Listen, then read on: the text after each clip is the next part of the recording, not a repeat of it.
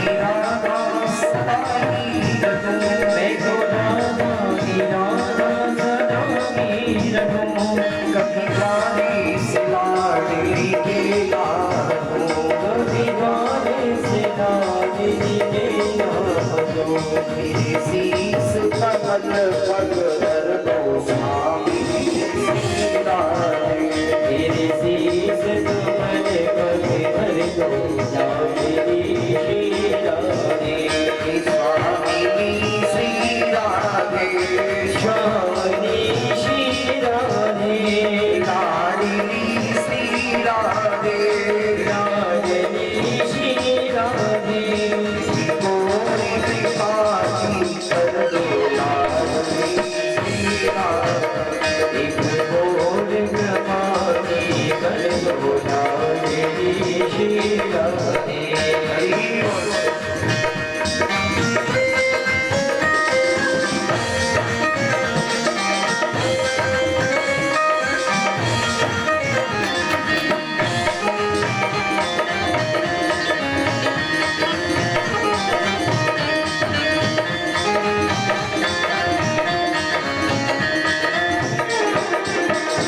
मेरी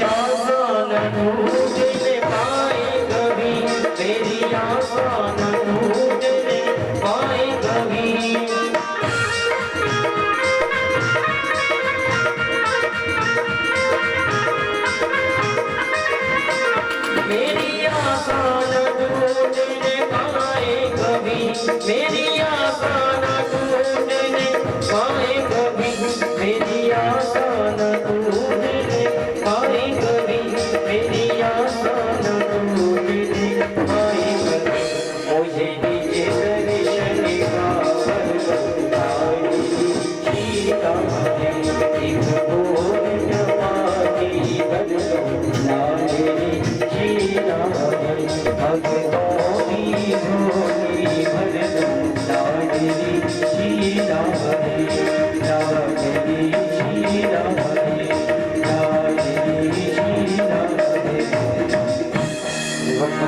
भगवान की जय। बांके बिहारी लाल की जय। आइए बंधुओं कथा को सुनिए। आचार्य शंकर कहते हैं भगवान ने शरद पूर्णिमा का शुभ अवसर सुनिश्चित करे, क्योंकि पूर्णिमा के समय चंद्रमा पूर्ण तरह से खिला होता है। अदर समय जो चंद्रमा खिलता है उसकी रोशनी अलग होगी, लेकिन जब शरद पूर्णिमा आवेगी तो आपने देखा होगा कि जो चंद्रमा की रोशनी है वो गुलाबी गुलाबी होती है। कैसी होती है? गुलाबी। ऐसा क्यों? क्योंकि उस दिन चंद्रमा से अमृत झरता है। क्या झरता है? अमृत। कब से? महाराज जो ये रास प्रसंग है, भागवत जी में 10 प्राण है, जीव के अंदर भी 10 प्राण है, वो 10 प्राण ही भागवत जी का 10वां स्कंद है।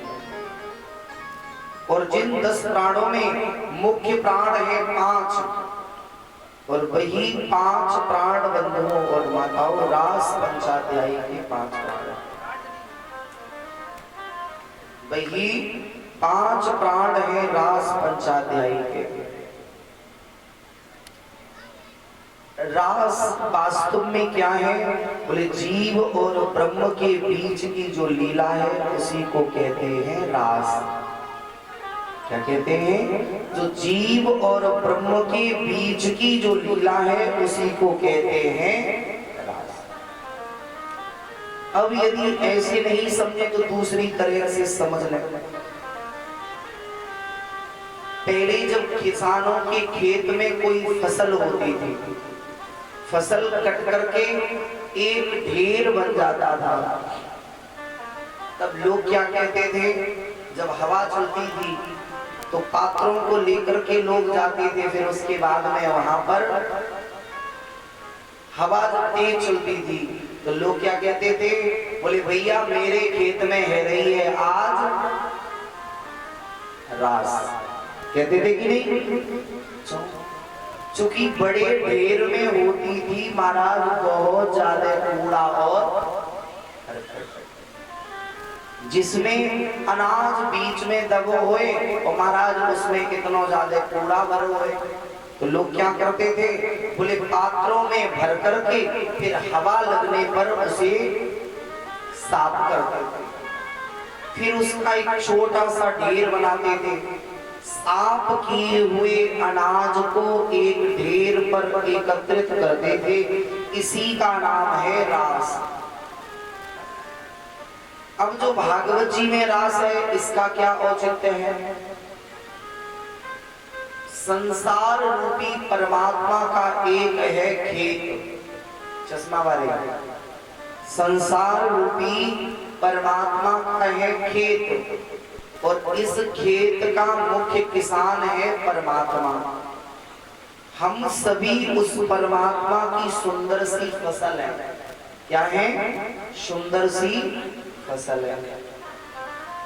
जब हम इस जगत में आए तो मेरे अंदर कोई विकार नहीं था, लेकिन जैसे ही समय बीता तो मेरे अंदर काम, क्रोध, लोभ, मोह, मद, मत्सर, न जाने कितने विकार रूपी कूड़ा भर गया। फिर परमात्मा क्या करता है? बोले वही किसान दोबारा हरि ही गुरु बन करके प्रकट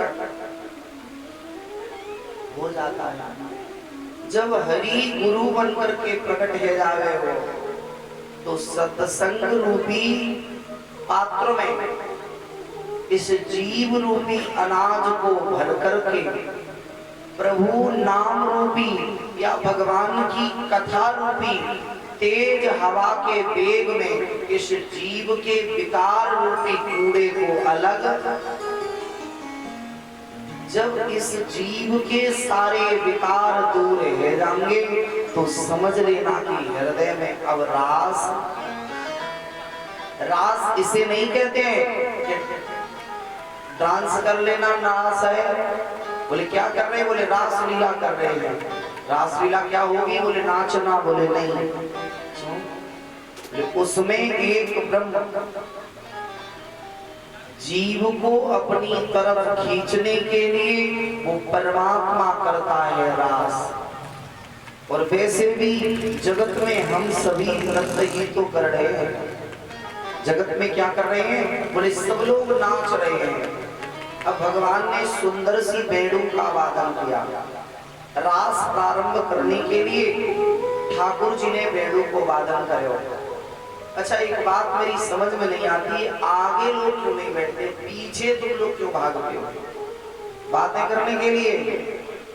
अरे साफा वाले भैया पालिया में कर, वाह भैया बड़ी सुंदर बातें करते हो आप, कहते उठ के सामने आ जाओ, आगे आ जाओ।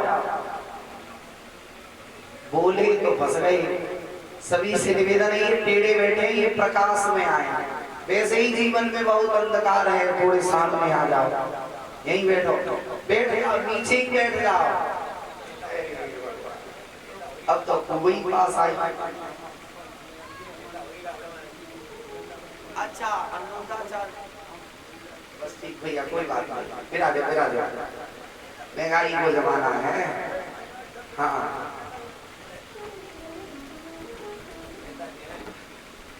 नहीं, वैसे अनुद्धाचार्य महाराज जी की कृपा पात्र है, बहुत सुंदर। हाँ, गुरु जी इतने बढ़िया हैं जो देखो सबको भोजन पवाते हैं, तो चेला का चेला ही। हाँ, इमारती गुड्डी बताती है कितना बढ़िया इमारत होगी, बहुत सुंदर। आप विराजो आराम से, चकाचक प्रसाद पाओ केला का और आनंद लो कथा का, है ना। बोली भक्त वत्सल भगवान की। वैसे जयकारा में भी आप लोग, माताएं आजकल पीछे खसकने लगी हैं। माताएं क्या क्या, हमने कह नहीं दिया पंडाल भर देना, तो माताएं आगे छोड़ रही है, पीछे पंडाल भरना है। अच्छा, कल ऐसा करना कि पूरा पंडाल छोड़ देना, उधर रोड पे बैठ जाना, जाकर जगह ही नहीं पंडाल। अच्छा, वैसे आप लोगों की सहेली इतनी है क्या? बोले नहीं महाराज, सहेली तो बहुत है। अच्छा, वैसे एक बात मेरी ये समझ में नहीं आई, इस कथा में पहले दूसरे तीसरे दिन इतनी चकाचक भीड़ हुई, और फिर पता नहीं इन लोगों की श्रद्धा को क्या हुआ, 2 दिन प्रशंसा कर दी ना। और जब प्रशंसा कर दी जाए तो लोगों के अपने आप भाव बढ़ जाते हैं, है ना। जैसे बहू के भोजन की यदि सासू मैया प्रशंसा कर दे तो समझ लो बहू ने अगले दिन यहाँ में राम रस ज्यादा डालना है। इसलिए आपने देखा होगा कि घर में कितना भी अच्छा भोजन बहू बनाए और फिर भी सासू मैया का कहेगी जामे हल्दी कम है या आने हींग नहीं डाली, है ना। सब कुछ होगा तो मैया कह देगी स्वाद ही ना जाए। अच्छा, यही बात हमारे साथ हो गई। 2 दिन आपसे कह दिया, बोले बहुत सुंदर बहुत सुंदर, तो आपने कहा सुंदर हो तुम्हारा, जब हम अपनी सहेली को नहीं लेके आएंगे। कोई बात नहीं है, जो आए अच्छी बात है।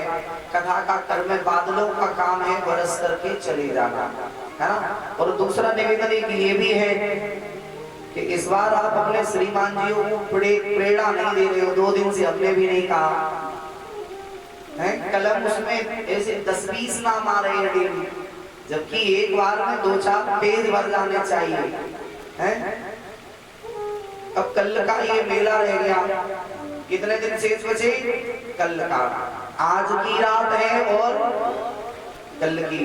अब कल तो कुछ होएगा नहीं, फिर तो आज ही जाकर के अपने श्रीमान जी को कहना है कि नहीं, पैसे दे करके आना है ना। और जब आप लोग कहोगी तभी वो देने आएंगे। और आप लोग अभी ध्यान ही नहीं दे रही हो। परसों यहाँ भंडारे की व्यवस्था है और आप थोड़ा थोड़ा सहयोग अपने श्रीमान जी से कहो, जो या अध्यक्ष भैया की तरफ देखे रहे, कमेटी वालों की तरफ है। बेचारे देखो कैसे भाग भाग के हैं, ये 9-10 दिन तक कोई काम और नहीं करते हैं, तब आपके लिए कितनी व्यवस्था करते हैं, बैठने की, बिछाई की, लाइट की, कथा की, प्रसाद की और फिर जीवने की, इतनी व्यवस्था करते हैं। अच्छा, ये अगर एक आदमी करे तो फिर उसे कैसा लगेगा, कर पाएगा? एक आदमी करेगा तो उसे खर्चा भी ज्यादा होगा, समय भी लगेगा और लोगों की भी जनसंख्या कम होगी, ज्यादा इसकी कोई गारंटी नहीं है। लेकिन ये सबका कार्यक्रम है, माता रानी सबकी है तो कार्यक्रम भी सबका है। इसमें ये नहीं है कि इन्हीं 10-12 बालकों का या संत जी का इन्हीं का नाम आए, नहीं, सबका नाम होगा। जैसे कोई आएगा तो कोई भजूरिया कहेगा तो कोई भजूरिया कहेगा। आपको गाँव ही दोनों बढ़िया है, आपको नाम सही नहीं आवे वो। अच्छा, 9-10 दिन नहीं, 9 दूनी 18 दिन तो दास को है गए, अभी शुद्ध नाम तो दास ही नहीं ले सके वो हैं। जिसका नाम इतना अटपटा हो तो इसके लोग भी कितने अटपटे होंगे, है ना। जब कृष्ण का नाम अटपटा है तभी कृष्ण का चरित्र भी अटपटा है। और आपके गांव का नाम कितना बढ़िया है, एक बार में अनभिज्ञ लोगों से बुलवाओ तो ये सही नहीं बोल सकते हैं, इन्हें भले ही अभी 9-9 दिन हो गए लेकिन एक भी सही नाम नहीं ले सकता, है ना। तो इसलिए आप सब, अच्छा अभी माताएं आ रही हैं, कुछ लोग लेट गाड़ी वाले बोले सोच रही होंगी, बोले सोए के चलो चकाचक, आधी नींद ले ले, बोले महाराज जी को जगाओ और फिर बाद में हम सोए के पहुंचे टाइम पे। बोले कब? बोले अब 1 बजे से पहले तो ब्राह्मण करते ही नहीं है।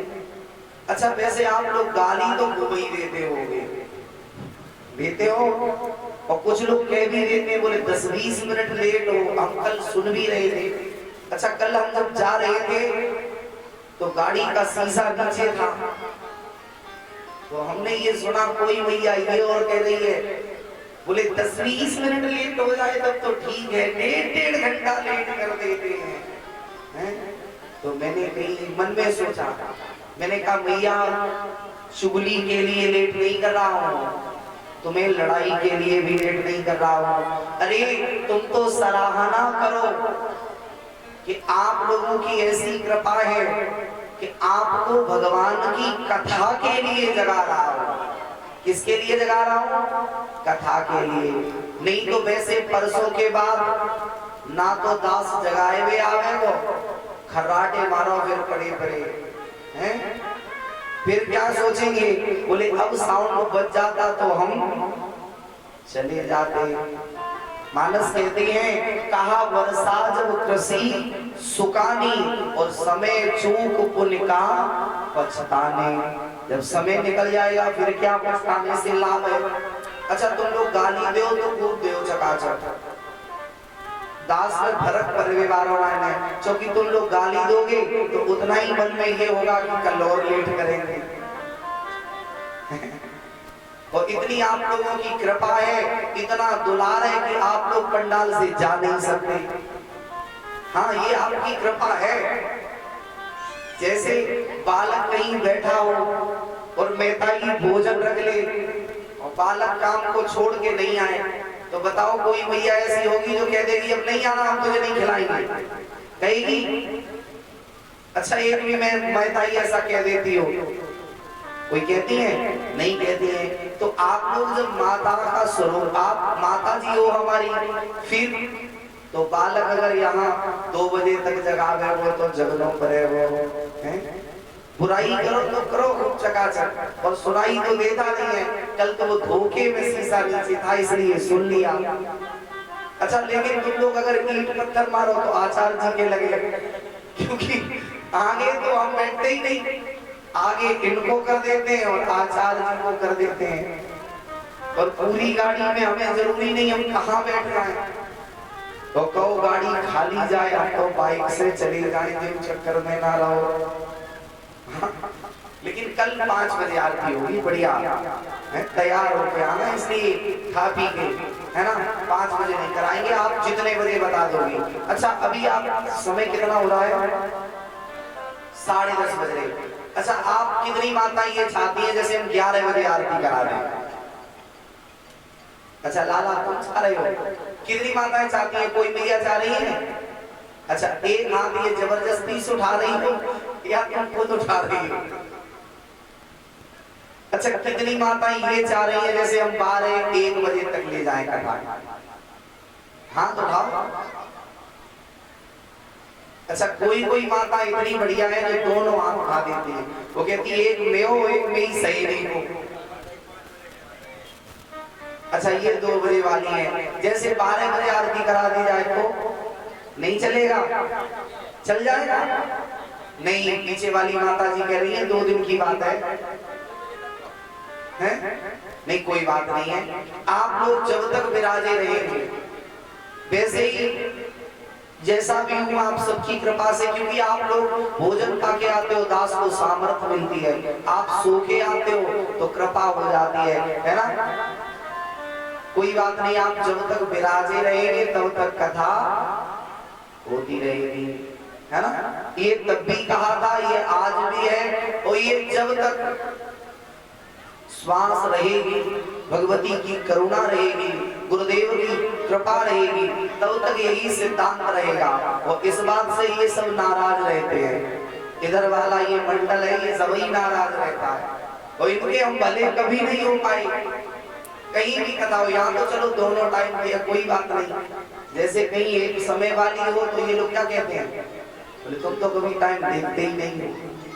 कथा अगर 6 बजे ब्राह्म होनी है, और आज दिन तक का रिकॉर्ड है 16 वर्ष की लघु यात्रा में, एक छोटी सी यात्रा 16 वर्ष की दास की हुई माता महाकाली की कृपा से।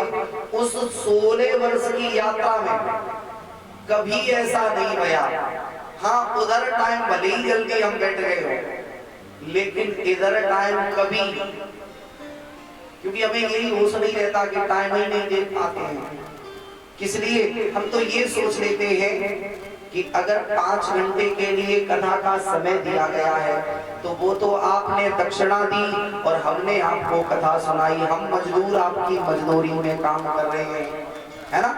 लेकिन जब हम ज्यादा समय लेंगे तो मानस की एक चौपाई है, आप जपे और अनु जपावे, तुलसी मुक्ति सहजई पावे। तो जब हम 2-3 घंटे लेट कथा करेंगे तो कम से कम 20 बार आपसे जयकारा बुलवाएंगे और 10 बार प्रभु का नाम बुलवाएंगे, और इतनी आत्माएं बैठी हैं, ये सब कम से कम जब सुनेंगे भगवान की कथा तो ज्यादा नहीं मेरे जीवन के कुछ तो पाप कम है ही जाते हैं। तो हम तो ये सोच लेते हैं कि 5 घंटे तो आपकी जो आपने ठाकुर जी को नारियल दिया और ठाकुर जी आपकी मजदूरी करने आए हैं, तो वो तो उनकी व्यवस्था है, उसके बाद का जो समय होगा वो किसका होगा? बोले अब वो हमारा और हमारे ठाकुर जी का होगा, है ना? ये सिद्धांत जीवन में होना चाहिए और इसी का लाभ आप लोगों को भी लेना चाहिए। आप लोग भी यही सोचें कि यदि हमने दान दिया है, कितना? बोले 500 रुपए यदि घर में पा सकते हैं तो फर्ज है कि हम 1000 रुपए दान करें। क्यों? यदि हमने 100 रुपए दान कर दिए और हमारे घर में सदस्य हैं 5, तो न जाने हम किसका पैसा खा करके,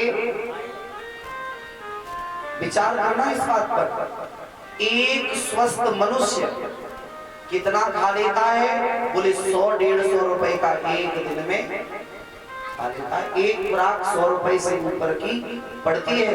कभी भी हम मंदिर में दान करें, कहीं तीर्थ में दान करें तो इतना दान कर दें जितना हम खाएं उससे 100 गुना। क्यों? क्योंकि न जाने हमारा दिया हुआ दान किसके हिस्से में चला जाए, और जब हम दान करेंगे तो कलयुग में एक दान का ही चरण शेष बचा है और कुछ नहीं है।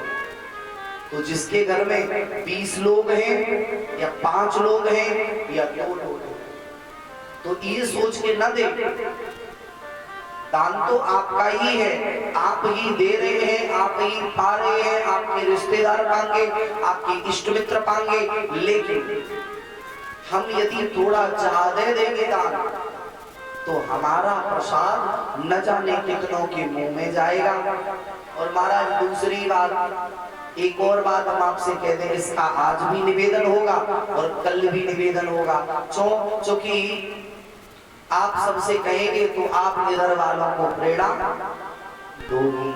अच्छा, इतनी माताएं बैठी हैं, इधर देखो ये पिलर बने खड़े हैं, खड़े हैं, ये देखो मंच बन गया, ये कितना अच्छा रहा या बुरा रहा? अच्छा है ना। जैसे कहीं से कोई भटका हुआ आया, बारिश हो रही है, रुक जाए। मक्का भी जब होती है तो लोग यहाँ कुछ चकाचक सुखा लेते हैं। अच्छा, तुम्हारे पैसे से ही इधर यदि कमरा बन जाएगा तो कितना अच्छा रहेगा? अच्छा रहेगा या बुरा? चौमैया, अच्छा रहेगा या बुरा? अच्छा, अच्छा रहेगा। तो बनेगा कैसे? जब आप अपनी जेब से लक्ष्मी माता निकाल। ठाकुर जी ने आज बेड़ू का वादन किया, और जिस समय श्री ठाकुर जी ने बेड़ू को वादन करे हो, माताओं से निवेदन है थोड़ा आगे बढ़ाएं। पीछे वाली माताएं जो बैठी हैं वो बिना बिछाई के बैठी हैं, तुमने जगह छोड़ दी। और वो देखो पीछे जो आ रही हैं, अब थोड़े आगे को बढ़ के विराजा।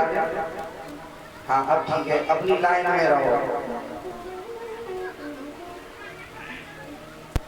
बस इतनी जगह, लेकिन ऊधम नहीं बजाना है, ठीक है ना? हाँ, शांति से बैठना। बोले भक्तवत्सल भगवान की, श्री बांके बिहारी लाल की। आए भक्तों कथा भगवान ने बेड़ू का वादन किया, अर्धरात्रि का समय है, और जैसे ही ठाकुर जी ने बेड़ू को वादन करे हो तो सभी गोपियां दौड़ दौड़ करके आने लगी। मानो उस ब्रह्म ने एक एक गोपी के नाम को लेकर के बेड़ू पर फूंक लगाया। परमात्मा ने बेड़ू बजाया तो सभी गोपियां बड़े वेग से आई। किसी किसी के पति ने नहीं आने दिया तो गोपी ने कह दिया, बोले तुझे ये शरीर चाहिए तो ये बड़ा है। और आत्म स्वरूप गोपी जाकर के रास में प्रवेश कर गई। कई गोपियों के यहाँ सासू मैया ने नहीं जाने दिया तो कह दिया, तुम्हें घर में शासन करना है तो मेरे मृतक शरीर पर करो, लेकिन आत्मा निकल करके भगवान के रास में प्रवेश कर गई। ऐसे ही भगवान ने वंशी का वादन किया, इतनी सुंदर वंशी बजाई, तीनों लोकों में उसकी ध्वनि छा गई। सभी गोपियां दौड़ दौड़ करके भगवान के पास गई, और जैसे ही भगवान के पास पहुंची, भगवान ने सुंदर सी यमुना मैया की रेत फैल रखी है, एक एक रेत का कण मानो मोती के समयान चमक रहे हो। सभी गोपियों के झुंड एकत्रित हुए। भगवान ने कही, अरे गोपी, अर्धरात्रि के समय एक पतिव्रता नारी का ये लक्षण नहीं है कि अपने पति को, अपने भाई का, सबका परित्याग करके किसी पर पुरुष के पास में चली जाए। उसी क्षण गोपियों ने कहा, प्रभु आपने अपनी ही बेड़ू के द्वारा हमको बुलाया और मैं आ गई, तो इसमें मेरा कोई दोष नहीं है। आचार्य संत कहते हैं, भगवान ने कहा, अरे गोपी आ गई हो वो तो अच्छी बात है, लेकिन मैं आपसे एक निवेदन करूं, ये नारी का धर्म नहीं है। जो पतिव्रता नारी के लक्षण है उनमें ये लक्षण नहीं है कि अर्धरात्रि के समय आप अपने घर का त्याग कर दें, अपने परिवारी जनों का त्याग करके और पर पुरुष के चक्कर में भाग गए। गोपियों ने कहा, प्रभु ये तो बहुत गलत बात है, पहले आपने मुझे बुलाया, मेरा स्वागत किया और बाद में मुझको भगा रहे हो। भगवान ने कहा गोपी मैं भगाए नहीं रहे हो, मैं तो दोस्तों एक ही बात कह रहे हूँ कि तू अपने घर को चली जाओ। ये धर्म नहीं है, ये पतिव्रता नारी के लक्षण नहीं है। आचार्य संत कहते हैं भगवान ने एक कहानी पूछी, बोले गोपी एक कोई पतिव्रता स्त्री है जिसका पति खेत से काम करके आया, मध्याह्न काल का सत्र चल रहा है, गोपी विराजी रही है। पति आया, पति ने पत्नी के गोद में सर रखा और सो गया। उसी गोपी का एक वर्ष को छोड़ा, घुटनों के बल चलते हुए चूल्हे में जल रही है, आग उसकी तरफ जा रहा है। भगवान के लगे बोले गोपी उस पतिव्रता पत्नी का धर्म क्या है, अपने पति की सेवा करे या अपने बालक की रक्षा करे।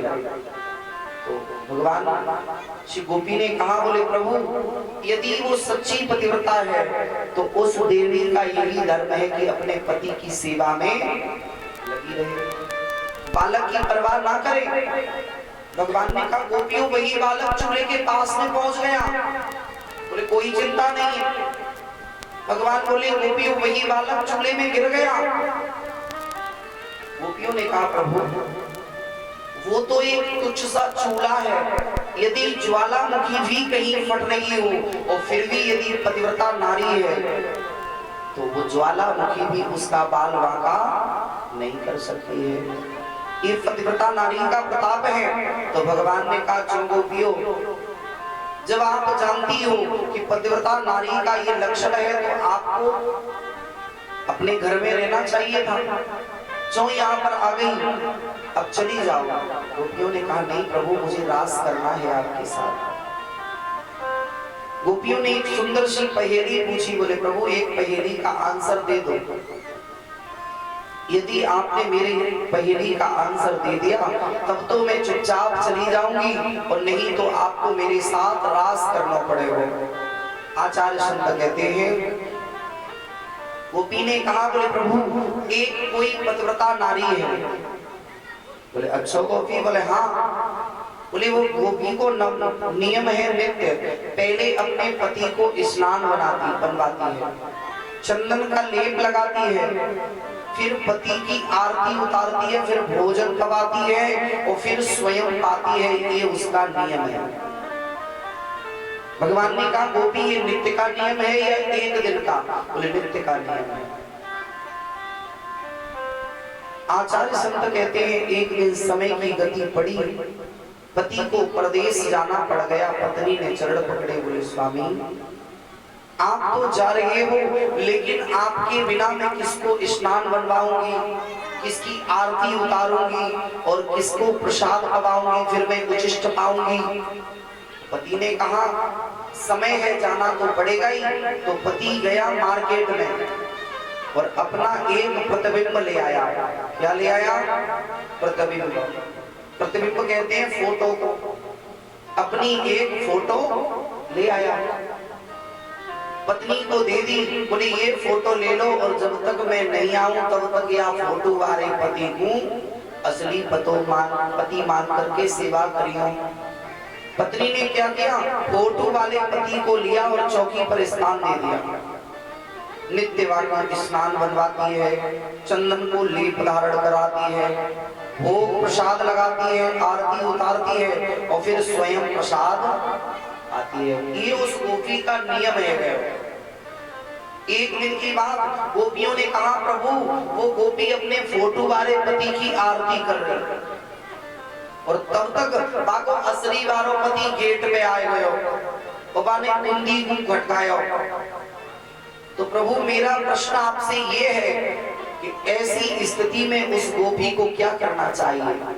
असली वाले पति के लिए दरवाजा खोलना चाहिए या फोटो वाले पति की आरती उतारनी चाहिए? भगवान ने कहा गोपियों सीधा सा आंसर है कि जब तक असली पति नहीं था तभी तक तो प्रतिबिंब की पूजा हो रही थी, फोटो की पूजा हो रही थी। तो आज जब असली आ गया तो फोटो वाले की क्या जरूरत है? गोपी को चाहिए कि आरती का त्याग करे और अपने पति के लिए दरवाजा खोल देना चाहिए। गोपियों ने कहा प्रभु यही तो मैं समझाना चाह रही हूँ। बोले क्या? बोले अभी तक जो ब्रज में पड़े हैं वो मेरे हैं फोटो वाले पति। कैसे पति हैं? फोटो वाले, माया से रचित है ना। ऐसे वर कहा वरुण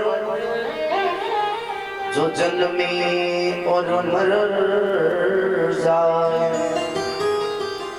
वर वरी हो नंदलाल जो स्वाग अटल है जाए। ये बात किसने कही? मीरा जी ने।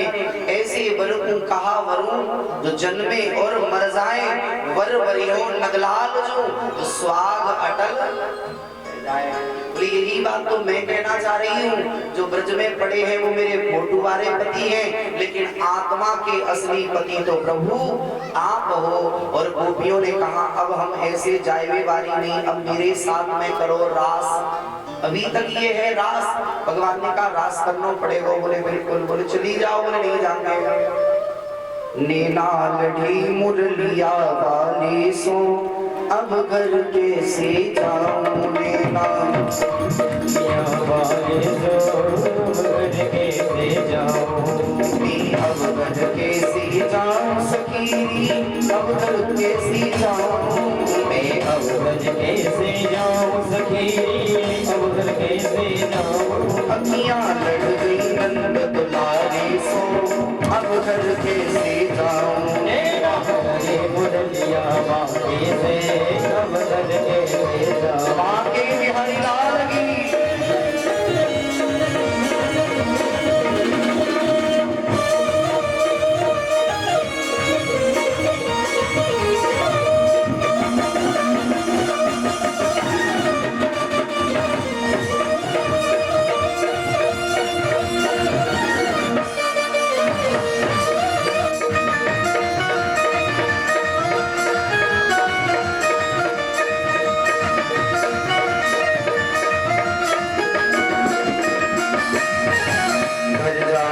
मेरी सास लड़ेगी। हर जाऊं तो मेरी सास लड़ेगी। हर जाऊं तो मेरी सास लड़ेगी। हर जाऊं तो मेरी सास लड़ेगी। सास लड़ेगी मुझे जुल्म करेगी। सास लड़ेगी मुझे जुल्म करेगी। तो के ससुर हमारी से अब घर कैसे जाऊं। लड़ी मुरलिया वाली से अब घर कैसे जाऊं।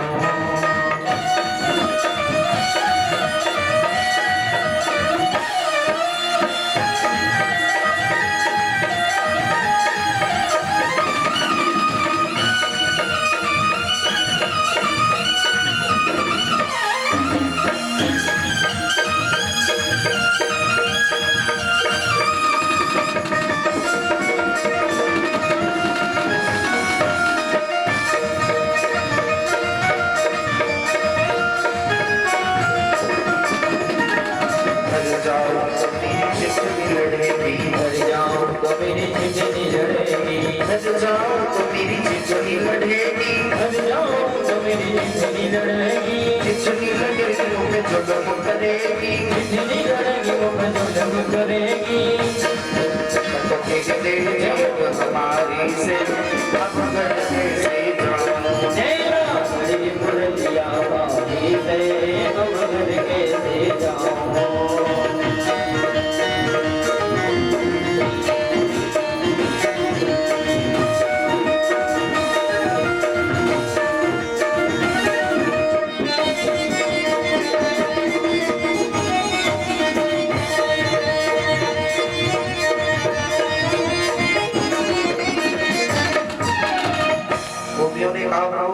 रास करो, अब नहीं जाने वाली, क्योंकि यदि मैं अब जाऊंगी तो मेरे परिवारी जन न जाने समाज कैसे कैसे लांछन लगावे हो। भगवान ने रास किया।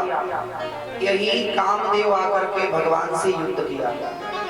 चूंकि एक बार कामदेव ने समस्त संतों को, यक्षों को, देवों को, सभी को परास्त कर दिया, तो भगवान श्री हरि के पास में गया और यही कहा, प्रभु मुझे विश्व विजयी का तिलक कर दीजिए और मुझे सब पर विजयी प्राप्त करने का घोषणा पत्र कर दीजिए। भगवान ने कहा, अरे भले आदमी, तेरा मेरे से कभी युद्ध भया? तो कामदेव ने कहा, नहीं हुआ है तो कर लो। भगवान ने कहा, एक बात बताओ। बोले क्या? बोले कौन सा युद्ध करेगा तू? तो को मैदान युद्ध करना है या फिर किला युद्ध करना है? बोले प्रभु पहले ये बताओ, मैदान युद्ध किसे कहते हैं और किला युद्ध किसे कहते हैं? तो श्री हरि नारायण ने कही, बोले कामदेव, यदि जिस समय मैं अपने महल में विराजा हुए हूं और मैं ध्यान के सभी नियमों को पार करके मैं अपने भक्तों का चिंतन कर रहा हूं, उस समय यदि तू मेरे मन में जरा सी भी विघ्नता डाल देगा, खिन्नता डाल देगा, तो समझ लेना मैं हार गया और तू जीत गया। बोले प्रभु मैदान युद्ध कब होएगा? बोले मैदान युद्ध होएगा जब द्वापर में हम 3.5 करोड़ ब्रज की नारियों के मध्य में रास करेंगे। यदि उस समय आकर के तू मुझे डिगा देगा तो समझ लूंगा तो जीत गया। दोनों में शर्त है गई। प्रभु ने कहा, यदि तू हारे हो तो तू मेरे यहाँ पर छोरा बन के आना पड़ेगा। कामदेव ने कही, बोले प्रभु यदि आप हार गए तो आपको मेरे यहाँ छोरा बन के आना पड़ेगा। आज यहाँ पर कामदेव आया तो कामदेव ने सबसे पहले एक भगवान पर बाण चलाया। जैसे ही ठाकुर जी पर बाण चलाया तो बंधुओं और माताओं, ठाकुर जी ने जरा सा मुस्कुरा दिया। जैसे ही ठाकुर जी ने मुस्कुराया तो कामदेव का बाण निस्तेज है गयो। कामदेव समझ गया, बोले भगवान पर असर नहीं होएगा, तो कामदेव ने बाण दिया और गोपियों के ऊपर चलाया। अच्छा, ये गोपियां जो है ना, जो वेद में 3 प्रकार हैं, कर्म कांड, उपासना कांड और महाराज भक्ति कांड, है ना? ये जितने वेद के मंत्र हैं, ये वेद के मंत्र बनकर के गोपी आए। जितनी भी मिथिला की सखियां हैं, ये सभी गोपी बनकर के आए। बड़े बड़े संत अमलात्मा गोपी बनकर के प्रकट हुए। आचार्य चरण कहते हैं कि भगवान तो बैठे रहे, अब उसी क्षण कामदेव ने एक बाण लिया, गोपियों के ऊपर चलाया। अच्छा, गोपियों के ऊपर जिस समय बाण का प्रहार किया तो गोपियां इतनी कामातुर रह गई कि एक दूसरे से लिपटने लगी। आप जब जाएं निधवन में तो निधवन में आपने देखा होगा कि सभी वृक्ष एक दूसरे से लिपटे हुए। भगवान ने सोचा कि मन में जो विकार आएंगे वो शरीर में विकार आने की जगह है सिर्फ मन, और जब किसी का मन ही नहीं होगा तो लोग कहते हैं, बोले भैया तू हंस तो मुस्कुरा तो नहीं है, तो क्या कहे मेरा मन ठीक नहीं है। मन ही चाहेगा तो तुम मुस्कुरा सकते हो और मन चाहेगा तो तुम्हें रुला देगा, है ना? मन चाहेगा तो किसी से आप मित्रता कर लोगे और मन चाहेगा तो आप शत्रुता करोगे। ये मन की गति है। तो भगवान ने सभी गोपियों के मन लेकर के अपने पास रख लिए। अब जब गोपियों के पास में मन ही नहीं रहे तो विषय कहां पर रह गया? ये बात सिद्ध कब हो रही? जिस समय श्री ठाकुर जी मथुरा चले गए, वृंदावन को छोड़ करके लौट करके नहीं आए, तो भगवान के जो सखा हैं उद्धव जी, जिन्होंने जो आकर के गोपियों से कहा, बोले अरे गोपी तू उस परमात्मा का चिंतन कर जो निर्गुण निराकार है। तो गोपियों ने कहा कैसे होगा? बोले मन लगाना पड़ेगा। क्या होगा? मन लगाना पड़ेगा। तो गोपियों ने एक ही बात कही, बोले हे उद्धव मेरे पास दुकान नहीं लगी है। बोले किसकी? बोले मनों की दुकान नहीं है।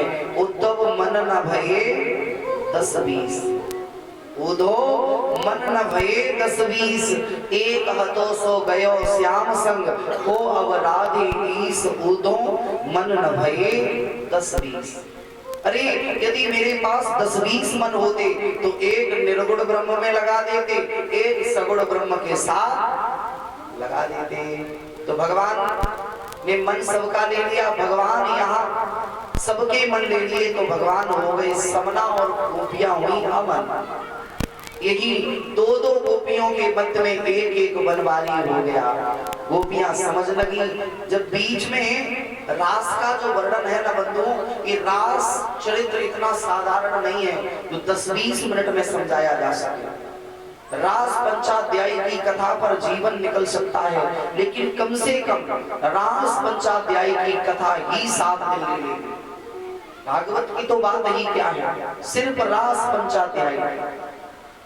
महाराज गोपियां जिस समय थक जाती हैं रास करते करते, तो परमात्मा गोपियों के चरण जब दबाता है। ब्रह्म गोपियों के चरण दाब रहा है। गोपियों के मन में आया, बोले अरे लोग तो कहते हैं ये वेदों का से परे परमात्मा है, और आज ये परमात्मा मेरे चरण चाप रहा है, ये कैसा ब्रह्म है। कभी एक गोपी अगर थक जाती है तो ठाकुर जी उसके सर को अपनी गोद में रख करके उसके के मस्तक को दबाते हैं। ये ठाकुर जी की लीला है। आचार्य संत कहते हैं गोपियों को भया अभिमान, तो गोपियों के मध्य से श्री किशोरी जी को लेकर के ठाकुर जी अदृश्य है। और जहाँ ठाकुर जी चले गए उसके बाद जीवन में अंधकार भया।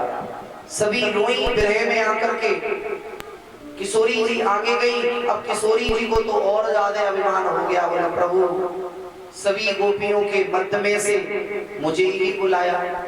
ये तो ठाकुर जी के समय की बात है।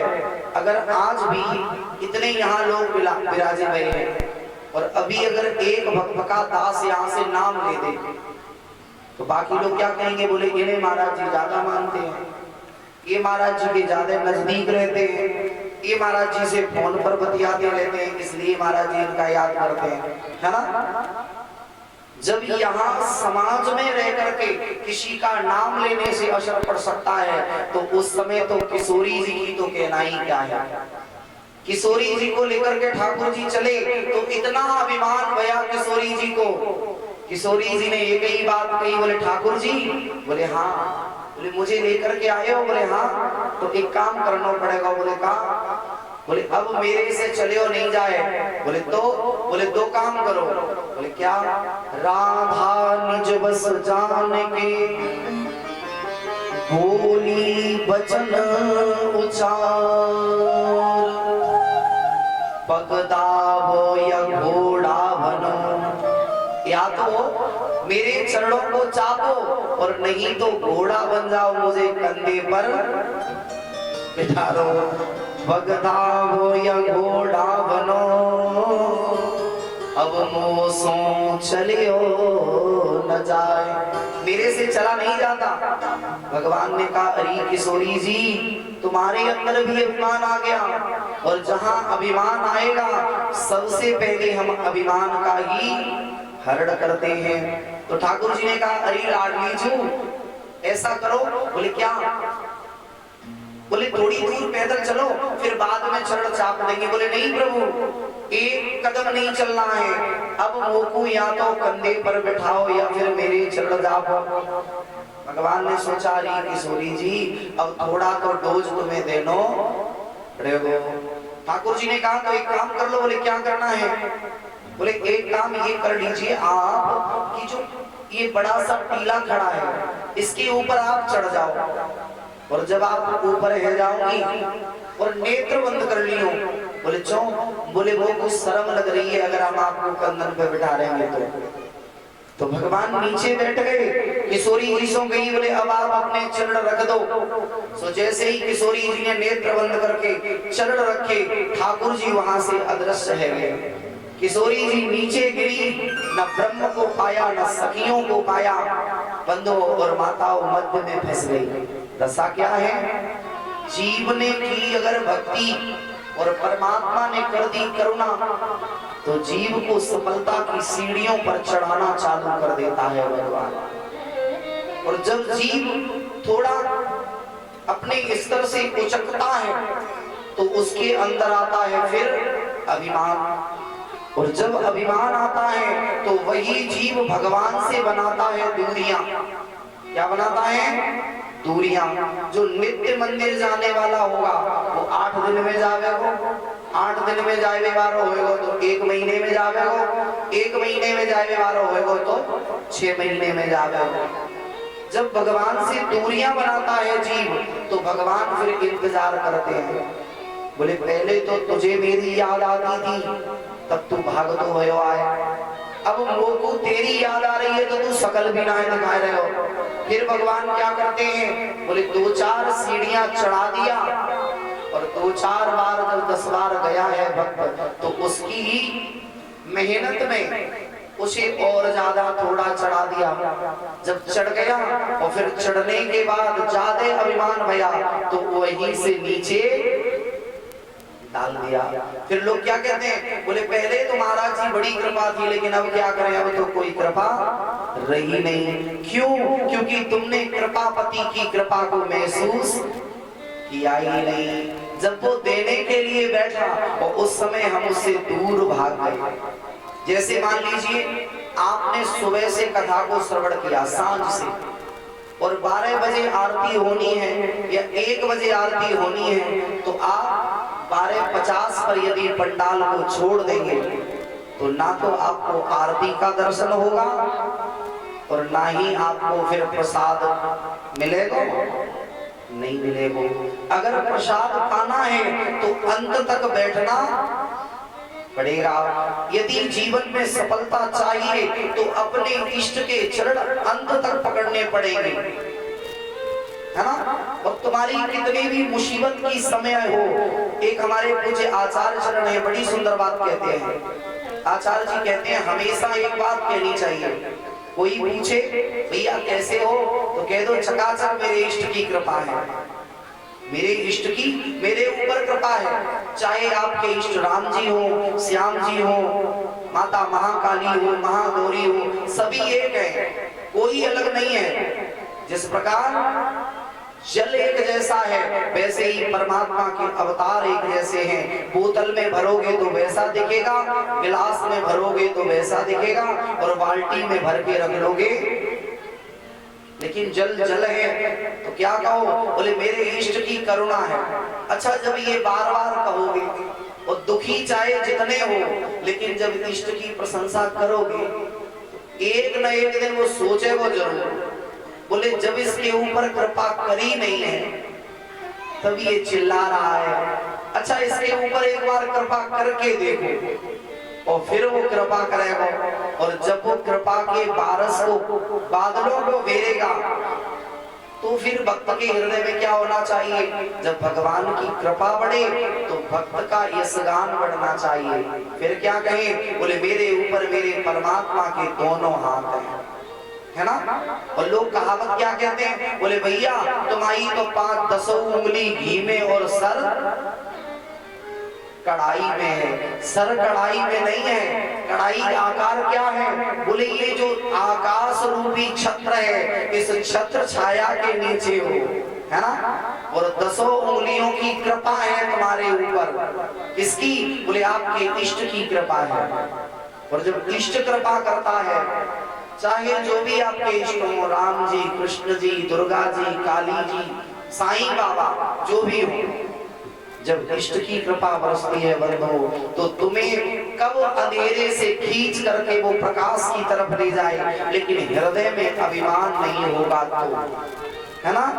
मानस जी कहती है मन क्रम वचन छाड़ चतुराई सहज कृपा करी है रघुराई। प्रभु तो कृपा कर दें लेकिन यदि हम मन और वचन कर्म को छोड़ दें।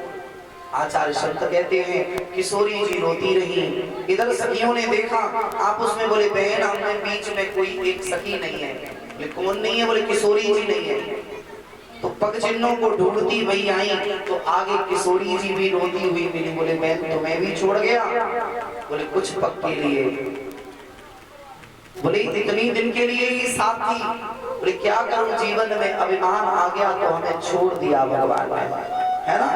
जीवन में 2 चीजें हैं, एक ममता है दूसरी अहमता है। कक्षा 2-3 में एक दुआ आता है, 4-5 में आता होगा, जब मैं था तब हरि नहीं अब हरि में नाम, जब मैं था तब हरि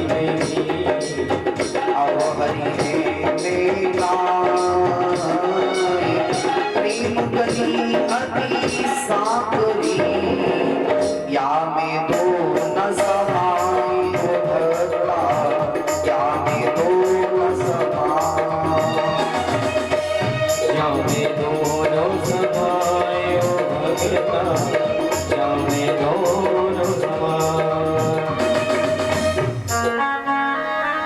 जब मैं था तब हरि नहीं, जब तक जीव के हृदय में अहंकार रहेगा तब तक परमात्मा नहीं आ सकता।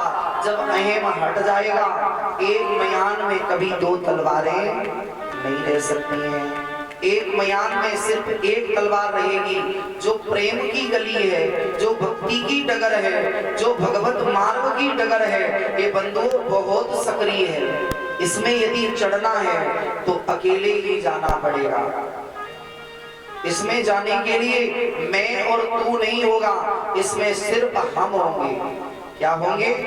मैं और तू नहीं, क्योंकि तू भी अभिमान का स्वरूप है और मैं भी अभिमान का स्वरूप है। जब मैं और तू दोनों मिट जाएंगे, द्वैत को मिटा करके जब अद्वैत में प्रवेश ले जाओगे, ऐसी स्थिति में रास में प्रवेश जीव होगा।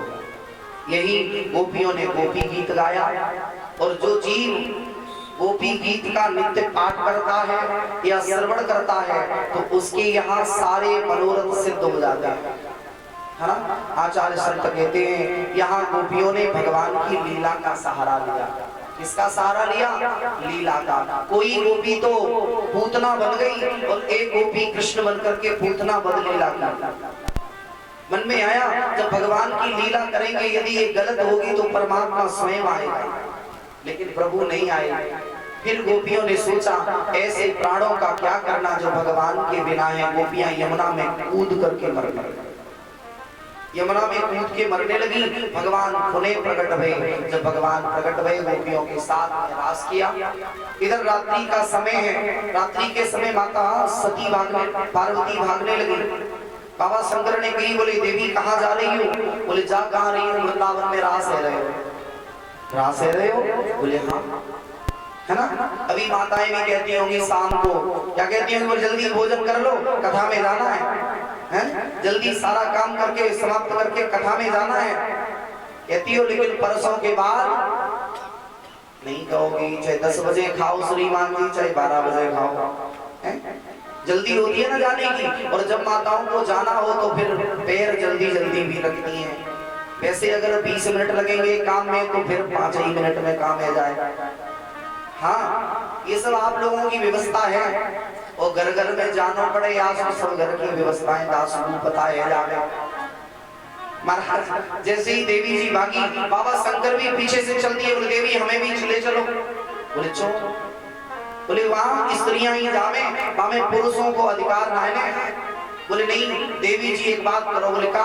बोले तुम लोगों को स्त्री बना लो। बाबा स्त्री तो बना लो, लेकिन एक समस्या है। बोले कहा?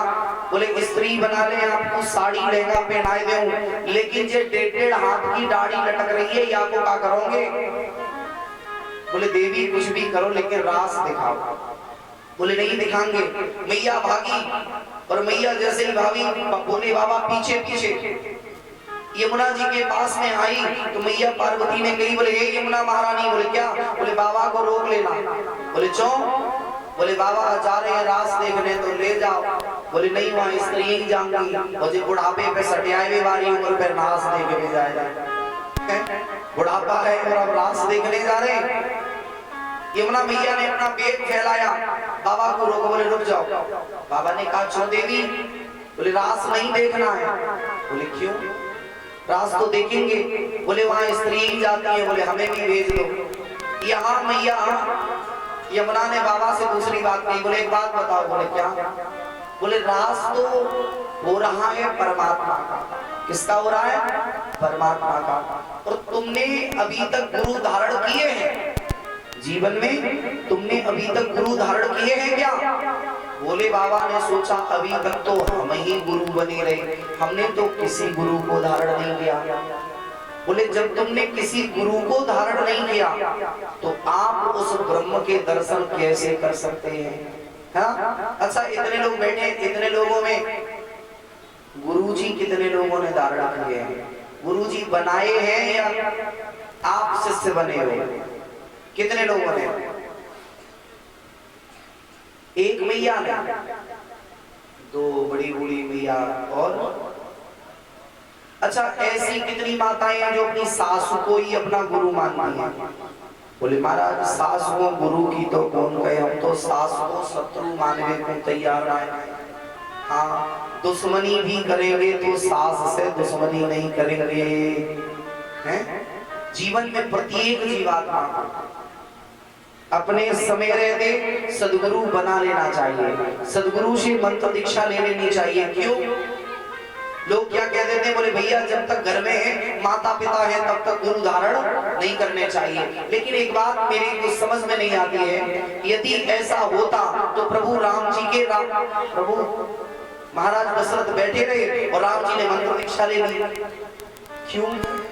कभी कभी ऐसा होता है कि माता पिता बैठे रहते हैं और छोरा संसार से विदा हो जाता है। जिस प्रकार इस शरीर को बनाने वाले माता पिता हैं, वैसे ही आत्मा को बनाने वाला सदगुरु है। जीवन में जब तक गुरु नहीं तब तक जीवन शुरू नहीं। ठीक है? प्रत्येक जीव को समय रहते किसी योग्य महापुरुष की शरण में जाकर के और उसकी परंपरा के अनुसार, ऐसा नहीं कि खड़िया पट्टन काऊ से कह दे बोले गुरु जी, और गुरु शब्द की तो शीशा लीदर आज है ही नहीं। पान वाले से कहेंगे पान लगाओ तो गुरु है ना, रोटी परसो तो गुरु। अरे भैया क्या गुरु की दुर्दशा ना है? गुरु तो वो है जीवन में। मैया ने कहा बोले बाबा तुमने गुरु किए हैं क्या? बोले अभी तक नहीं किए। बोले तो ब्रह्म के दर्शन कैसे कर सकते हो? मानसी कहती है बिना गुरु भवनिधि तरहे न कोई, बिने गुरु भवनिधि तरहे न कोई, बिना गुरु भवनिधि तरहे न कोई, बिने गुरु भवनिधि तरहे न कोई, जो विगंच कर सम होई, चाहे विरंच संग कर सम होई, जो विरंच संग कर सम होई। बिन गुरु भवनिधि तरहे न कोई, बोले कोई नहीं कर सकता। तो बाबा ने कही अब क्या करें? बोले पहले गुरु जाकर के धारण करो, और जब गुरु जी धारण कर लोगे उसके बाद में ही रास देखने को मिलेगा। सो महाराज एकदम भगवान शंकर ने दिमाग लगाया, बोले अब हम कहाँ जाएं? तब गुरु मिले कि ना मिले, है ना? गुरु धारण करें। और बंधुओं एक दूसरी बात भी आपको निवेदन कर दूं, यदि आपने गुरु धारण कर लिए और फिर गुरु की यदि निंदा करोगे या सुनोगे तो परमात्मा आपको शरण नहीं दे सकता, है ना? क्योंकि एक बार जीवन में नारद ने गुरु किए। अच्छा, नारद जी के गुरु जी का नाम क्या था?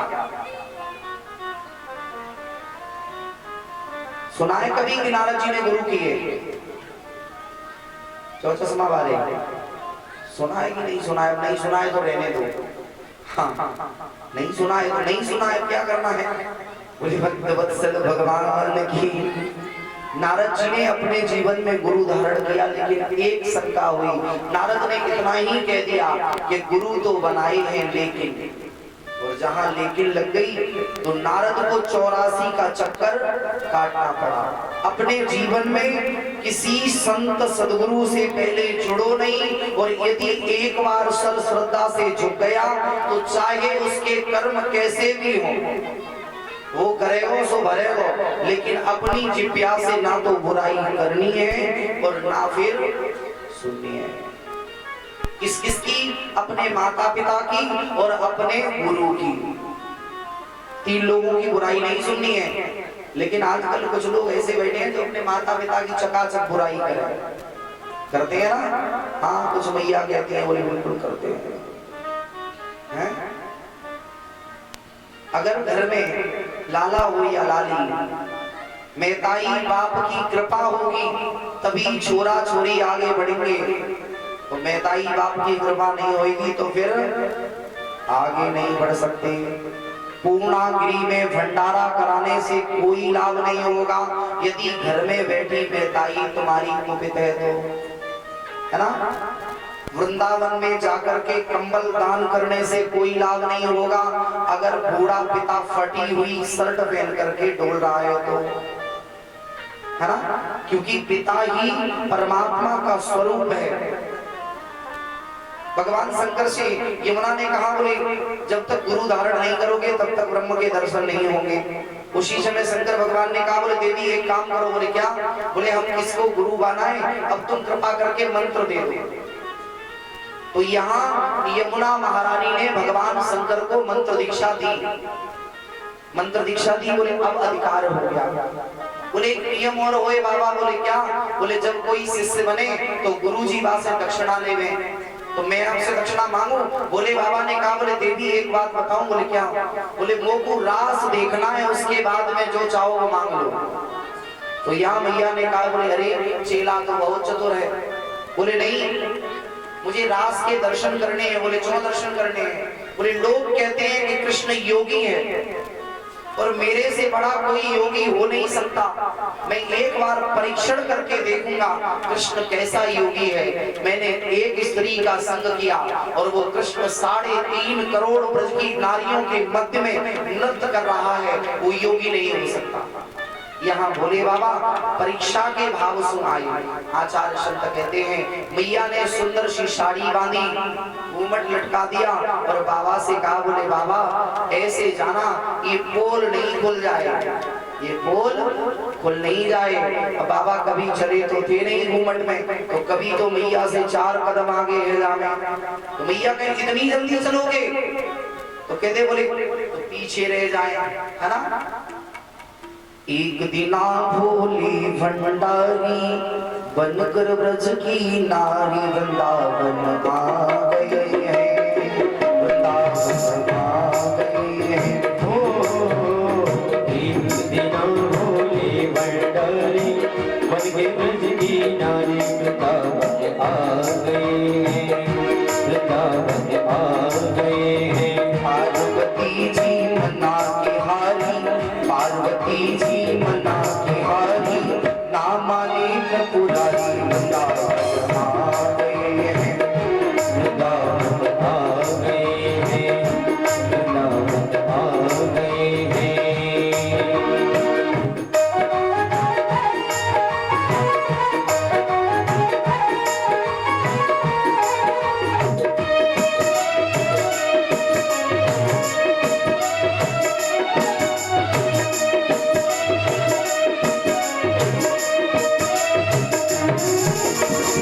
पार्वती से बोले हो, पार्वती से बोले मैं भी चलूंगा तेरे संग में, तेरे संग में। राधा शंख श्याम नाचे मैं भी नचूंगा तेरे संग में, तेरे संग में। श्याम नाचे मैं भी नचूंगा तेरे संग में, तेरे संग में। रास रचेगा सच में भारी, रास रचेगा सच में भारी, हमें दिखाओ तारे रास आ गए, रास में आ गए हैं। एक दिना भोले भंडारी उनके ब्रज की नारी वृंदावन आ गए हैं, रास में आ गए हैं।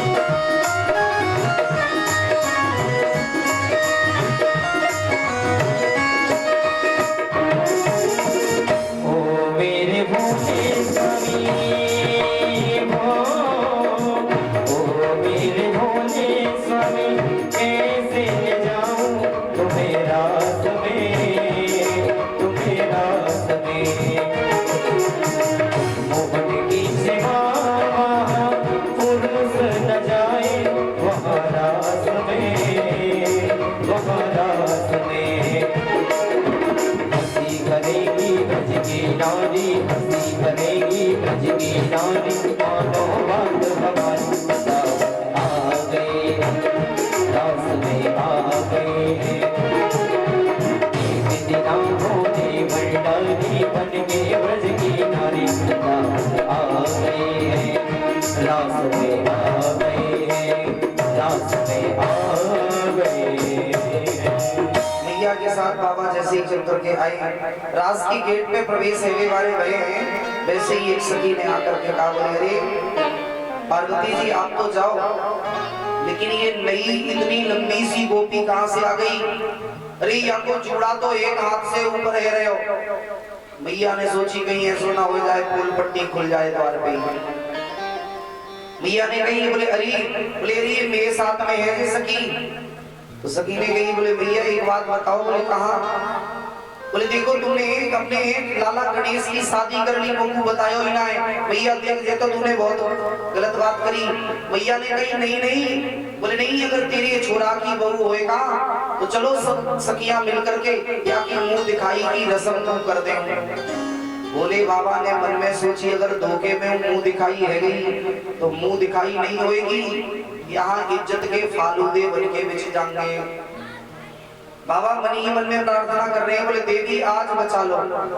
मैया ने एकदम से कही, बोले अरे सखी ये मेरे छोरा की बहू ना है, अरे छोरा की शादी करूंगा तो काहुए बुलाऊं या ना बुलाऊं, लेकिन तोकू तो बुलाना ही पड़ेगा, ब्रज की गोपी हो तो बोले तो कौन है? बोले ये मेरी दूर के रिश्ते में बहन लगती है। बोले बहन लगती है? बोले हाँ। बोले तो या को नाम बताओ। अब मैया ने धीरे से घुसका लगाया, बोले बाबा कहा नाम है तुम्हारा? अब भोले बाबा ने मन में कही, बोले अरे देवी आज हमें पता लगो कि महिलाओं के इतने बवाल हो में, मैं तो जे जानू सीधो जीवन रहे। बोले नहीं बाबा नाम कहाँ है? सो बाबा ने बड़ी धीमे से कही, बोले बता दो मेरो नाम है त्रिलोचना। कहा नाम है? त्रिलोचना। त्रयी माने तीन, लोचन माने नेत्र। अब भोले बाबा ने त्रिलोचना बता, बोले जाको नाम है श्रीमती त्रिलोचना देवी। तो मैया ने नमक मिर्च मिलाई के कह दी, मैंने की त्रिलोचना? बोले शादी है गई। बोले तो वो दिखना रहे हो का साड़ी में आई है? तो बोले जाके पति को नाम कहा है, जा घर में ब्याही गई है, बाकी ससुर को नाम कहा है। मैया ने धीरे से गुलका मारो, बोले बाबा जी बताओ तुम्हारे ससुर को नाम कहा है और तुम्हारे श्रीमान जी को नाम कहा है ना? पहले की बूढ़ी बड़ी माता है अपने नौकर को नाम नहीं लेती थी क्या? अच्छा कितने लोगों का नाम नहीं लेना चाहिए? वैसे 4 लोगों का नाम नहीं लेना चाहिए जीव को। अपना नाम, आत्मा नाम और गुरुजी का नाम। अपना नाम, गुरुजी का नाम, ज्येष्ठ पुत्र का नाम, पति को पत्नी का नाम नहीं लेना चाहिए और पत्नी को। लेकिन आजकल की व्यवस्था बड़ी गड़बड़ है। पहले बूढ़ी बड़ी जो मैयाएं हुए का वे इशारे में बात कर लेती थी कि नहीं? और नहीं तो अपने बड़े वाले छोरा के नाम सोई उद्बोधन करती थी, है ना? और ज्यादा कंजूस प्राणी का भी नाम नहीं लेना चाहिए। इन लोगों के नाम नहीं लेने चाहिए, इसका प्रमाण शास्त्रों में दिया गया है। लेकिन अब आज के समय में अच्छा आज के समय क्या स्त्रियां हैं? बोले पहले हमने उस दिन ही निवेदन कर दिया था, पहले दूसरे दिन। बोले आज पति देव तो रहे नाय, स्वामी जी अति खत्म है गए। पहले क्या थे? बोले प्राणनाथ। क्या थे? प्राणों के नाथ। फिर नाथ ही नाथ रह गए, फिर हो गए स्वामी खत्म है गए कुछ दिन बाद। आओ आ जाओ, इन लोगों को वैसे ही शर्म लगत मन चढ़ जाएगा कि तुम ही चढ़ जाओ। हाँ ये तो व्यवस्था है अपनी, कम से कम वो सिखाना चाह रहा है कि इधर भगवान है, देखो ऊपर आया तो नहीं। लेकिन फिर भी ये यहाँ के भक्तवृंद क्या सोचते हैं? बोले आगे बैठेंगे और कहीं ठाकुर जी ने हाथ पकड़ के खींच लिया तो क्या करेंगे, है ना? ये व्यवस्थाएं होती हैं। तो महाराज फिर क्या रहे? बोले अब क्या बन गए हैं आज की स्थिति में? आज क्या कहते हैं? बोले जो मेरे हस्बैंड है। कौन है? हंसने का जो मनोरंजन वाला साधन क्या है? हसबैंड जो दिन भर बजे हैं। और महाराज अब तो नाम की तो ऐसे, वो तो ऐसे बोलेगो जैसे श्रीमान जी नाम ले तो छोरा सुखा कहेंगे, बोले ये छोरा जा मम्मी को बुलाए के ला। अब यही पता नहीं अब वही मम्मी को बुलाए रहे हो कि छोरा की मेहताई को बुलाए रहे हो हैं? और यहाँ तो फिर भी ठीक है, नहीं तो कहीं कहीं ऐसे नाम ले दिए लगती जैसे जेकाऊ नौकर को बुलाए रही हो। बोले ओए कितया अब बेचारो को ऐसो सटपटाना सो आवे। अरे एक जगह हम कहीं गए तो शिष्य की पत्नी वहां को बुला रही और देव संयोग से हम वहीं बैठे। तो मैंने कही भैया जी जमानो आएगा। बोले नहीं महाराज जी आज ही नाम ले दिया है। लला आज चोरी अगर एक बार कोई चोर पकड़े हो जाए तो क्या कहेगा, बोले आज ही चोरी करवे आए, आज से पहले चोरी कभी करी नहीं है ना। पति का नाम नहीं लेना चाहिए और नहीं तो तुम खूब ले चकाचक, क्योंकि इनकी उम्र में फर्क होना है पड़ेगा। फिर तुम करवा चौथ तो बाद में रख ही लोगी हैं, बोले उम्र बढ़ जाएगी। स्वागला तुम्हारी है ही जाएंगे, उम्र बढ़ेगी पति की, लेकिन रोज कसम खाओ तो कोई दिक्कत नहीं है ना।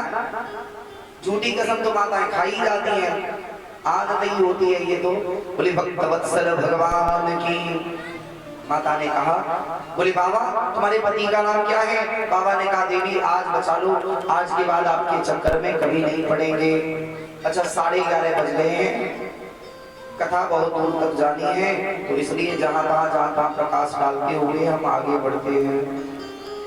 यहाँ बाबा ने सखी से बहुत ज्यादा निवेदन किया, अंत में बाबा रास में प्रवेश हो गए।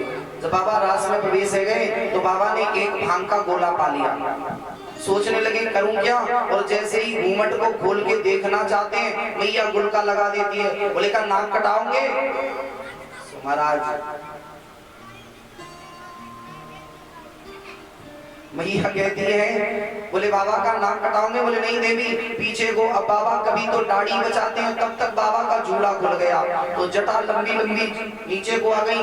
ठाकुर जी नृत्य कर रहे, ठाकुर जी ने देखा, अरे बाबा बुढ़ापे पे चेन्नई पड़े हो हैं, जे उम्र में भजन करवे की उम्र तुम रास देख भी आ गए हैं, छोरों के मध्य में घुसे हो बाबा। अब ठाकुर जी इधर से आए, बांसुरी को लेकर के भगवान भोलेनाथ के पेट में लगा दे।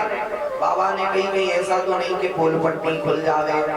सो बाबा ने सोचा जैसे हमारी पोल पट्टी खुल जाए वैसे पहले ही व्यवस्था में बैठना चाहिए। सो बाबा सोचने लगे देखें, सो जैसे ही पीछे से खींचे तब तक दाढ़ी दिखने लगे।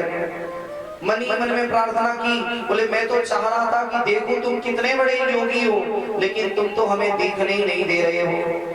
भगवान मन की जान गए। ठाकुर जी पास में आए, अपने हाथों को लिया, भगवान शंकर के कपोलों पर स्पर्श किया और कहा बाबा शंकर लो तुम्हें आज से हम प्राइवेट नहीं सरकारी वाली गोपी बना देंगे। सो भोले बाबा की दाढ़ी मूछे गाय बह गई है ना। उसी दिन से आपने देखा होगा कि कैलेंडर या फोटो में बहुत कम बाबा की दाढ़ी मिलेगी, और उसी समय जैसे ही दाढ़ी मूछ खत्म हुई बाबा लग गए। बाबा भोला से भोली बन गए, एकदम से जटा खोले और भगवान शंकर ने नृत्य किया। जब तक भगवान शंकर नहीं आए तब तक ये रहा सिर्फ रास, क्या रहा रास। और जब देवादिदेव महादेव आ गए तो हो गया महारास। क्या बना महारास। ये 6 महीने तक महारास चला। और भैया आज भी मेरे वृंदावन में नित्य रास होता है। श्री निधवन जी में नित्य बिहारी जी बिहारी जी के समेत पधारते हैं, और जहां सांझ को पटबंद है जामे, सुबह जब लोग जामे तो वहां में श्रृंगार अस्त व्यस्त मिले। ऐसी व्यवस्था है वहाँ की। श्री स्वामी हरिदास जी ने कृपा करी। लोग कहते भी हैं सूर्य चले चंद्र टले चले जगत बिहार, श्री स्वामी हरिदास को टले न नित्य बिहार। वहाँ नित्य बिहारिणी जी और बिहारी जी आकर के रास करते हैं। यहाँ भगवान ने वृंदावन में भोले बाबा को स्थान दिया। बोले त्रेता में आए तो हमने आपको रामेश्वर कहकर के पूजवाया, और जब द्वापर में आप गोपी बन करके आए तो नाम दे दिया, बोले गोपेश्वर भगवान की जय। आचार्य शंकर कहते हैं भगवान शंकर को वृंदावन में वास दिया। इधर रास भया, रास के तत्पश्चात भगवान आए, भगवान ने सिर चूड़ नाम दैत्य का वध किया। आगे आचार्य शंकर कहते हैं धीरे धीरे समय बढ़ा, नारद और कंस का संवाद भया, सुदर्शन का उद्धार भगवान ने किया, अरिष्टासुर का उद्धार किया, शंखचूड़ का उद्धार किया भगवान ने, व्योमासुर का उद्धार किया। बोले भक्तवत्सल भगवान की। आए लेते हैं दोबारा बाबा जी का नाम और तत्पश्चात मंगलमयी कथा में प्रवेश। यमुना की नारी मीरुगा मुसावरी आई जइयो, यमुना की नारी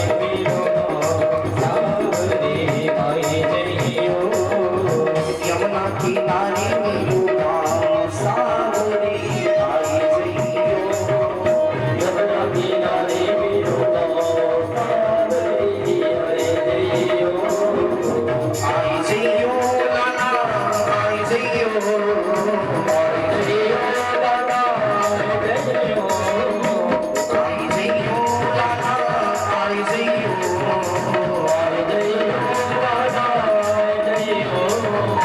यमुना की नारी मीरुगा मुसावरी आई जइयो, यमुना की नारी मीरुगा मुसावरी आई जइयो। हरि बोल। पूरे पूरे हाथ उठा करके भाव से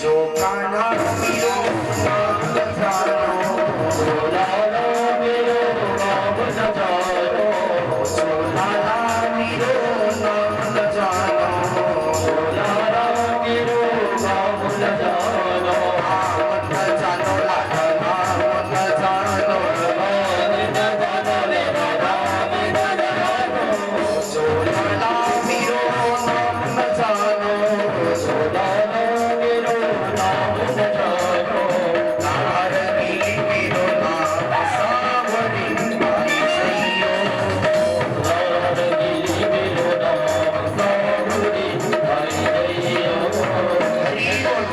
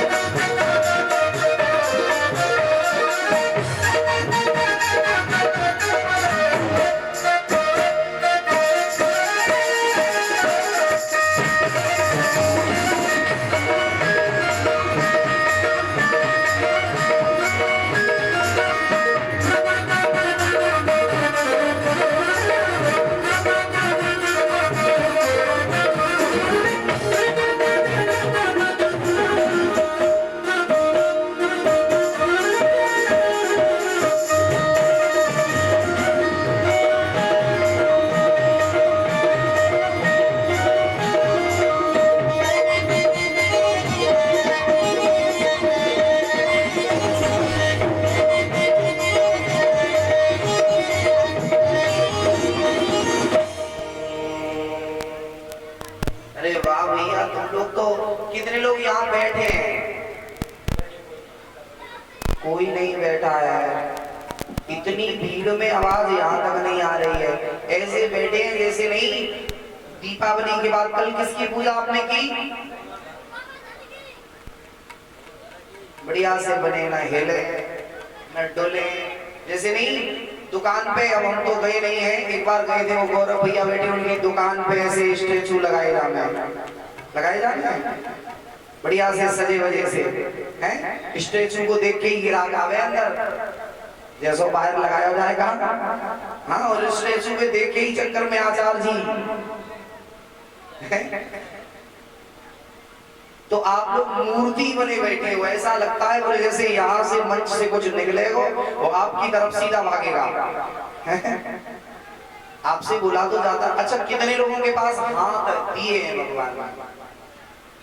अच्छा दिखा दो आज ठाकुर जी को आप अपने अपने, जिनके पास नहीं है बाई चांस गर्मी वगैरह रखे हैं, श्रीमान जी के पास व्यवस्था ना हो, हाथ ही रख दिए हो गाने, तो वो नहीं उठाना, और जिनके पास दिए हैं तो वो उठा के दिखा दे अपने हाथ। अच्छा कुछ लोग ये सोच रहे हैं, बोले ठाकुर जी ने हाथ दे करके बड़ी गड़बड़ी कर दी, और जो दे सकता है वो ले भी सकता है ना, और झूठ बोलोगे हो गई बाई चांस, समय का कोई भरोसा नहीं है। कई एक लोगों के अच्छे भले हाथ होते हैं, फिर बाद में कैसे जावे, फिर ऐसे ऐसे ताली नहीं बजेंगे, फिर भोजन भी दूसरे, अभी मौका है ना, अगर हाथ दिए हो तब तो ताली भी बजे, क्योंकि ताली बजाने से बहुत लाभ है। ज्योतिषाचार्यों का मानना है कि जब कोई ताली बजाता है तो उसके हाथ की अशुभ रेखाएं मिट करके और शुभ शुभ रेखाएं बन जाती हैं।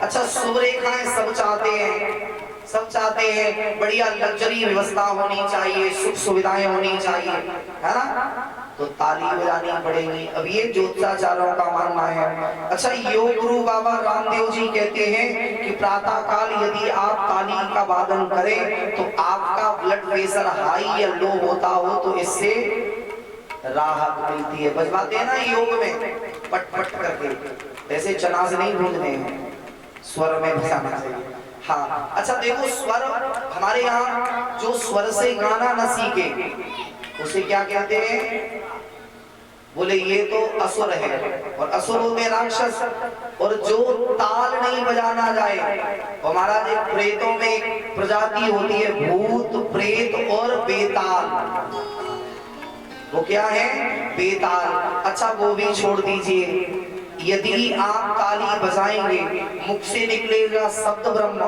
हाथ से बजेगा ताल ब्रह्म, और जब दोनों की संधि हो जाएगी तभी तो मिलेगा वो पार ब्रह्म।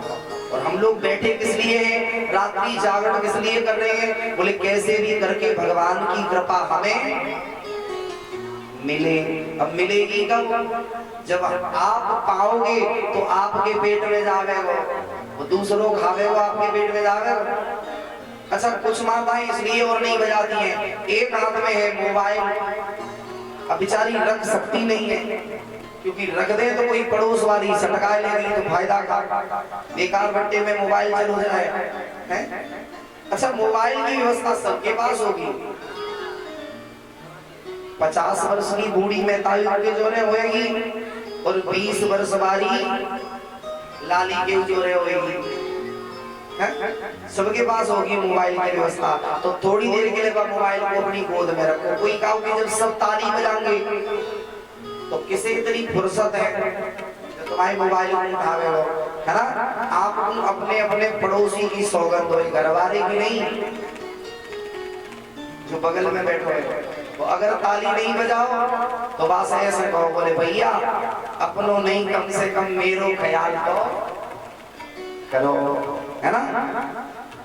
सब लोग बोलेंगे बड़े भाव से,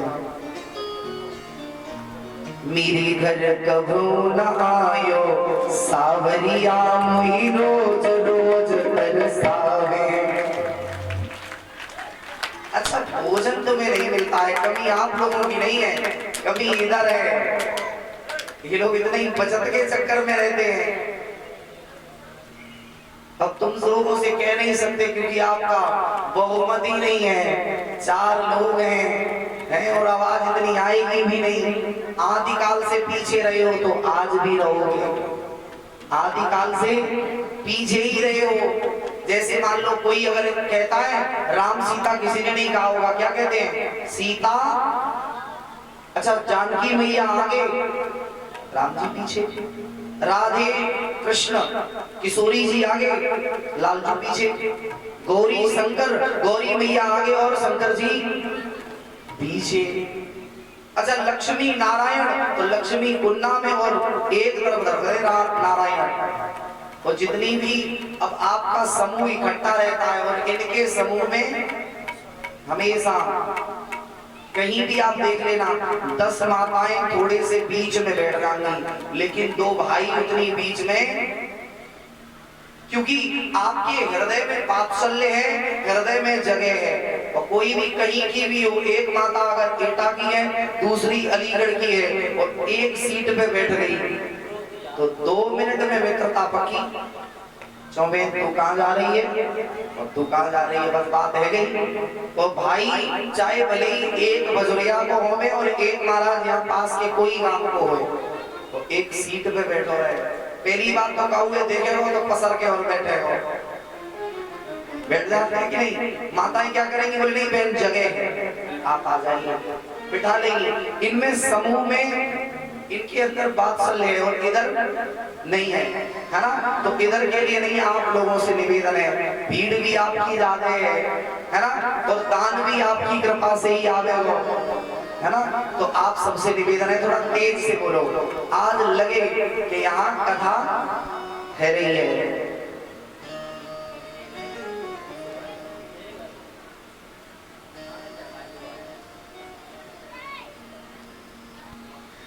वही भक्त वत्सल भगवान की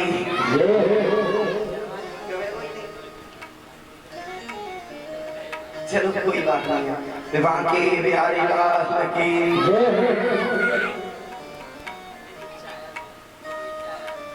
राधा वल्लभ की अखियां जादू कर गई, राधा वल्लभ की अखियां जादू कर गई,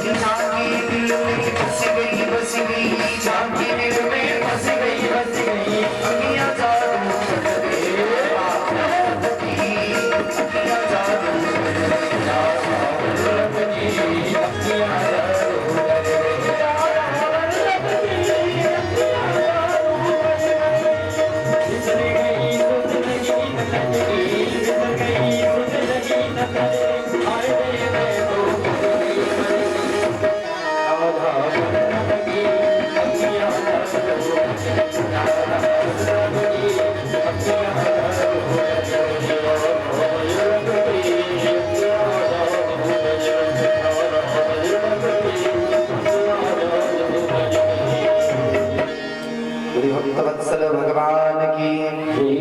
नारद बाबा ने कंस को समझाया, बोले कंस जितने भी तुमने दैत्य थोड़ी